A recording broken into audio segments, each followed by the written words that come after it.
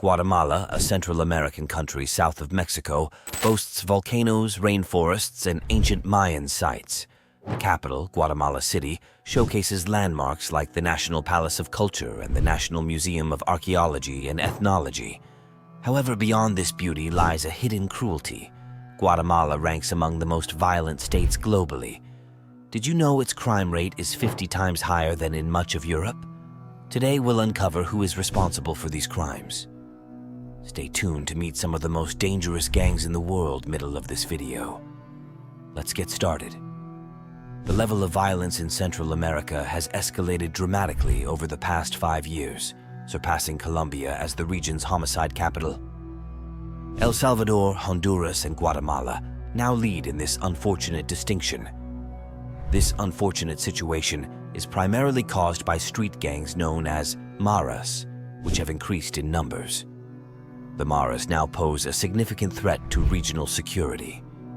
The history and rise of the maras. The maras originated from conflicts in El Salvador, Guatemala, and Nicaragua during the 1980s. Many young men fled northward, including those who had fought for or against the governments in these countries. Arriving in Los Angeles, they faced challenges finding work due to limited education. Familiar with firearms from their experiences in armed conflicts, some joined existing gangs like the Crips, Bloods, and Mexican Mafia. Others, particularly Salvadorans, formed their own gangs, including the 18th Street Gang and Mara Salvatrucha, MS-13, named for the 13th Street area where many settled.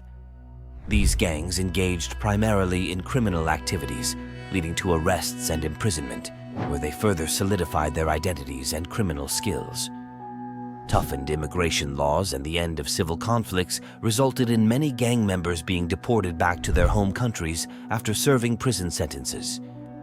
Back in El Salvador, Guatemala, or Honduras, these maras established themselves in societies already ravaged by war. The maras, such as MS-13, are not just found in Central America, they are transnational. For example, Mississippi, 13 reportedly, has 20,000 members in the United States, 4,000 members in Canada, and a significant presence in Mexico. These numbers vary because gang membership constantly changes and is hard to measure accurately. The Mara Network, how it operates. The structure of the maras is complex, flexible, and has backups in place. They operate like networks with many international connections. Inside the gang, there are different branches with specific roles, such as recruiting, logistics, carrying out attacks, gathering intelligence, spreading propaganda, committing murder, trafficking drugs, and extortion. The national police in El Salvador report that the maras are involved in various criminal activities, such as selling drugs, extortion, prostitution, homicide, and smuggling drugs, people and weapons across borders. They are also arming their members with more powerful weapons like M16s, Alaska, 47S, and grenades, and the maras are getting better at using these weapons.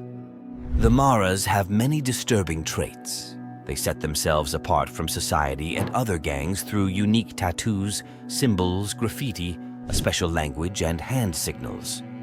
Each mara has detailed internal rules on fighting, punishments, and actions to take if a fellow member is killed. Violence is a defining feature, emphasized in their vocabulary and actions. For example, to join MS-13, a new member must endure a 13-second beating from 4 members without resistance. Later, they must kill someone to prove their capability, a process called sangre afuera, sangre adentro, blood outside, blood inside.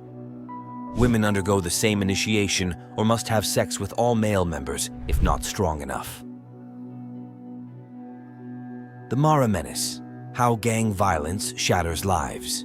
The maras are a significant threat to democracies, economies, and security in Latin America. They overwhelm governments, police, and legal systems with their boldness, violence, and sheer numbers. For instance, in El Salvador in 2014, 60% of the 2,576 murders were gang-related, and this trend continued in subsequent years. Dealing with maras challenges the ability of these countries to maintain law and order. raising doubts about the effectiveness of their democratic governments. In El Salvador, Maras even run small businesses, using violence to dominate markets and extort money from other businesses like bus companies. The presence of Maras severely impacts daily life. Citizens live in fear of robbery or violence in their neighborhoods. Businesses struggle to operate without paying off Maras. Large parts of cities like Guatemala City and Tegucigalpa are under Mara control, leading to territorial conflicts among different gangs. Moreover, Maras threaten national security and economic development. They collaborate with international organized crime, undermining state authority in some regions. This instability is particularly worrisome given the fragile political and economic systems in Latin America after years of authoritarianism and internal conflicts. There are concerns that Maras could further destabilize the region, potentially influencing politics and supporting radical groups.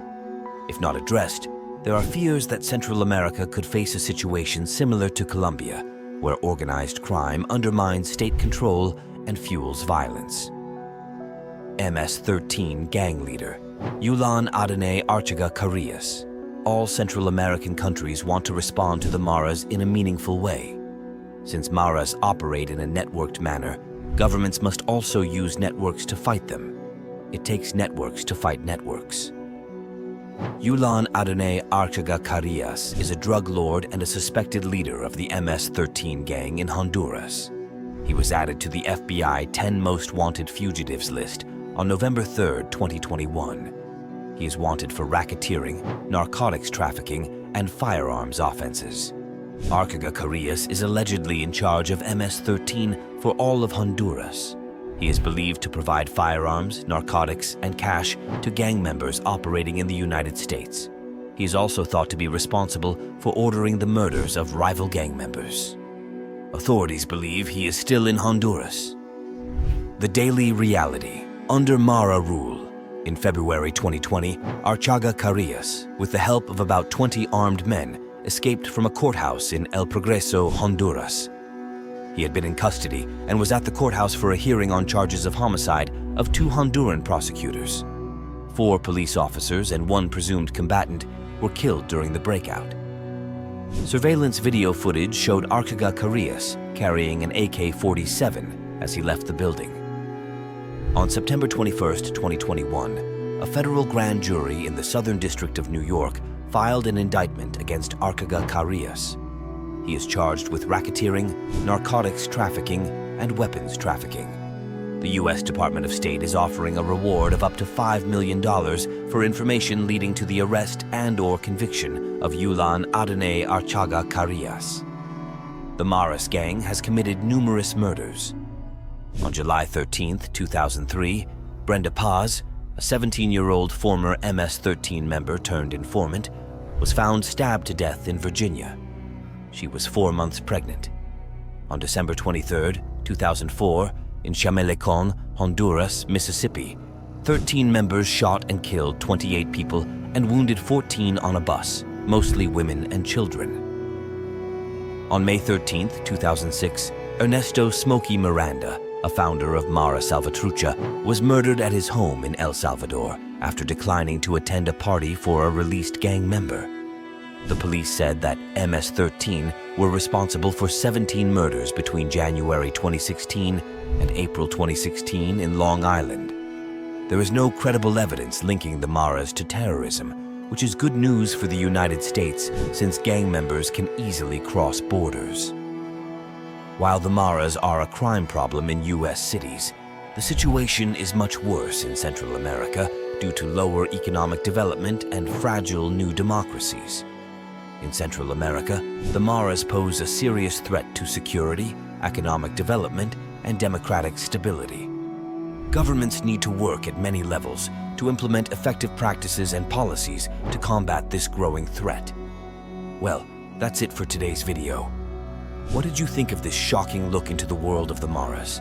Let us know in the comments below. And hey, if you're as captivated by these stories as we are, make sure to hit that subscribe button for more mind-blowing content. We've got plenty more where that came from. Thanks for watching, and we'll see you in the next one.